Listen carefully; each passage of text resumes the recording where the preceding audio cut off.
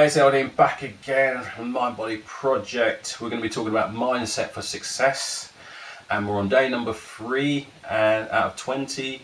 And today we're going to be talking about what the mind dwells upon, the body acts upon. So what does that mean?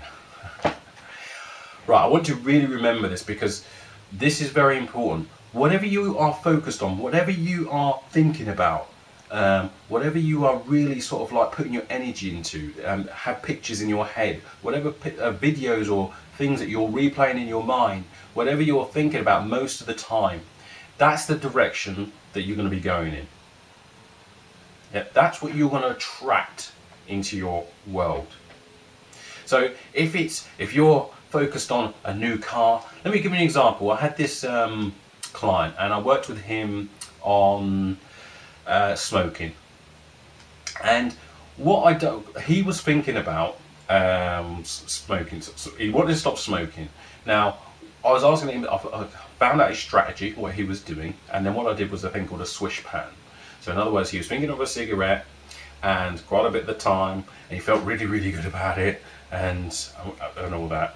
And then what I did is I switched the picture. I didn't want to know what it was, and then he told me afterwards anyway, but it was a red bike. So in other words, rather than wanting the cigarette, he actually now wanted this red bike. And he kept thinking about it for about 4 weeks. I kept seeing him, he goes, yeah, I just really want this red bike. I really want this red bike. I really want this red bike. Because that was going to help him get back to his fitness. And he even saw the red bike in he saw the exact image in his head, went to the shops and actually saw this exact bike that he wanted to get, and he actually got the bike and he got really healthy. Rather than doing the smoking, he actually changed his life around, so he started doing physical activity and doing that instead. But because he was focused on that, most of the time, because he had a lot of energy and a lot of feelings towards that, that's what attracted that bike into his world. Yeah, that's what he did. It's because he was focused on that. Your unconscious mind, what you're doing is you're essentially saying to your unconscious mind, go out and get this. Your unconscious mind can't really communicate logically like I'm doing to you now. So what it's going to do, the way to communicate to it is actually put pictures in there. Now if you're focused on something most of the time, the unconscious mind thinks, oh, you must want this. Yeah?